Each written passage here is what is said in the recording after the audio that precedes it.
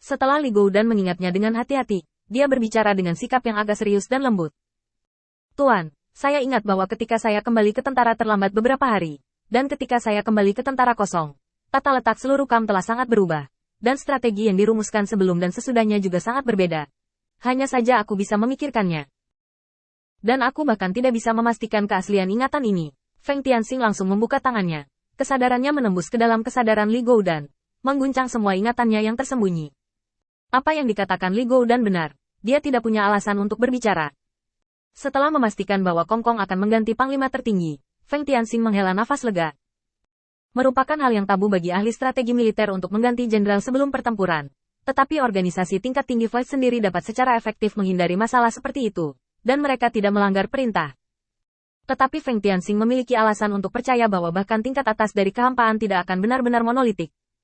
Selama dua kekosongan alternatif belum menyelesaikan semua laporan informasi, ini adalah kesempatan bagi iblis untuk melawan.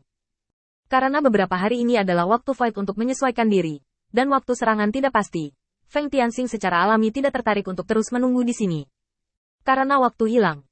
Setelah Void direorganisasi dan dikirim kali ini, berita kembalinya para patriark iblis seharusnya tersebar luas. Tidak peduli seberapa bodohnya orang, mereka tidak akan bersikap keras terhadap para patriark iblis ini dan keluarga di belakang mereka. Meskipun Void dapat memusatkan kekuatannya untuk menyerang keluarga tertentu, hampir pasti untuk memenangkan kemenangan penuh.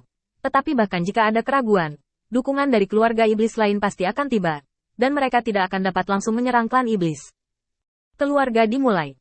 Karena Void tidak akan langsung menyerang keluarga iblis yang bersenjata lengkap, tidak ada gunanya menjaga di sini sendirian. Secara khusus mengirim seseorang untuk memberitahu ke dan anggota keluarga lainnya agar tidak kembali ke tanah leluhur keluarga ke. Kemudian tentara kembali. Semuanya sepertinya berakhir di sana. Dan mulai hari ini, tampaknya seluruh dunia telah kembali normal. Begitu normal hingga membuat orang merasa sedikit mati rasa. Kekosongan tidak pernah menampakkan wajahnya lagi. Bahkan wilayah yang mereka duduki pun ditinggalkan. Dan bahkan jejak perang pun benar-benar musnah. Tampaknya makhluk Void sudah tidak ada lagi di dunia ini. Ancaman Void seperti mimpi. Datang tiba-tiba lalu menghilang tiba-tiba. Semuanya begitu tenang hingga Feng Tianxing gelisah. Setelah mengirim bawahannya untuk menjelajah beberapa kali, Feng Tianxing secara pribadi mencari tempat lain. Selama 3 bulan penuh, avatar manusia Feng Tianxing tidak menemukan jejak apapun. Dalam 3 bulan, sebagian besar iblis telah kembali ke kehidupan normal. Mereka telah memulai babak baru pertumbuhan di tanah air yang dibangun kembali, dan bahkan memecahkan pertempuran internal ikonik para iblis. Tapi ini tidak berbahaya, setidaknya wilayah saat ini terlalu besar untuk iblis. Tidak ada alasan untuk bertarung sampai mati. Segala macam berita juga dikirim ke Feng Tianxing, di antaranya adalah surat dari Karl Saro. Tubuh Dewa Petir terbangun dari keadaan mundur, dan hanya memindai balasan dari para patriark. Tidak ada jejak kekosongan yang ditemukan dimanapun, tampaknya mereka benar-benar pergi sepenuhnya.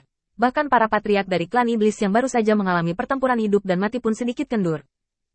Selama 3 bulan ini, tidak ada berita setiap hari, dan semua iblis terlihat, dan tidak ada berita tentang Void, jadi sulit untuk tidak santai. Bahkan patriark dari klan iblis yang didorong sampai mati oleh kehampaan itu sedikit lemah. Apalagi klan iblis biasa itu, semuanya berpura-pura bahwa kehampaan itu tidak ada. Perkembangan seperti itu membuat Feng Tianxing mengerutkan kening untuk waktu yang lama. Keterlaluan. Arah angin ras iblis ini berubah begitu cepat sehingga orang-orang lengah. Ini hanya 3 bulan, dan itu hanya jentikan jari bagi para praktisi dan ras berumur panjang seperti ras iblis.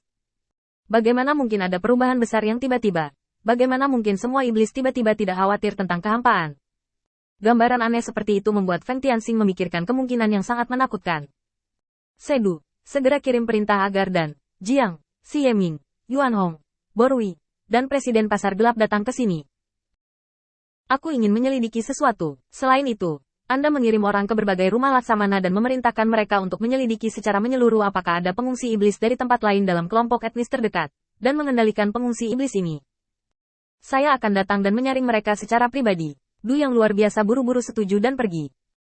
Dengan pengaturan yang begitu hati-hati, Feng Tianxing masih merasa tidak nyaman. Dan dengan pikiran, dia langsung menghubungi bonekanya sendiri, ke Dao Quan, yang sekarang menjadi manajer sebenarnya dari keluarga ke.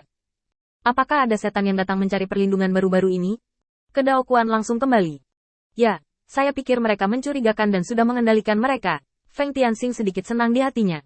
Ke Dao Quan bisa duduk di urutan kedua dari keluarga ke, dan visi ini masih ada. Feng Tianxing langsung merobek ruang, dan datang ke kediaman keluarga ke saat ini terlebih dahulu. Meskipun lokasi keluarga Ke diputuskan oleh keluarga Ke sendiri, dengan Kedaokuan sebagai kuncinya, keputusan mereka telah lama dirusak. Keluarga Ke hari ini terletak di samping sungai bawah tanah yang tersembunyi, dan lingkungan bawah tanah gelap yang sama cocok untuk kelangsungan hidup jenis setan keluarga Ke. Melangkah melalui sungai bawah tanah sepanjang jalan, Feng Tianxing langsung memasuki tanah leluhur keluarga Ke saat ini. Meski lebih padat dari sebelumnya, dan seluruh areanya jauh lebih kecil, namun keluarga Ke memiliki populasi yang kecil dan lahan yang luas, sehingga tidak terasa sesat sekarang.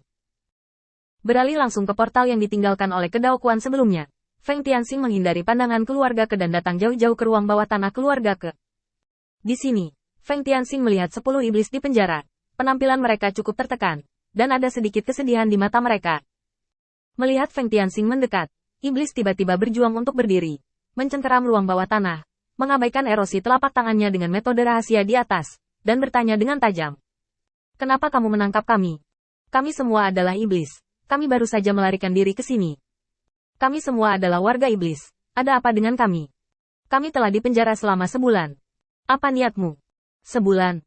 Feng Tianxing menoleh dan melirik Kedaokuan di sampingnya. Kedaokuan mengangguk dengan cepat. Para bawahan menganggap hal-hal ini tidak penting. Mereka hanya berpikir bahwa mereka masuk secara tidak sengaja. Untuk mencegah leluhur keluarga Ke saya terekspos, mereka secara khusus menangkap mereka.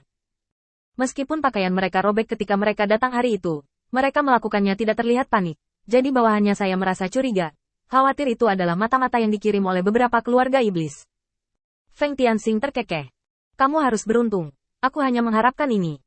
Jika kamu melewatkan kesempatan ini, mungkin kamu tidak akan bisa melihat wajah asli mereka dengan jelas dalam hidupmu.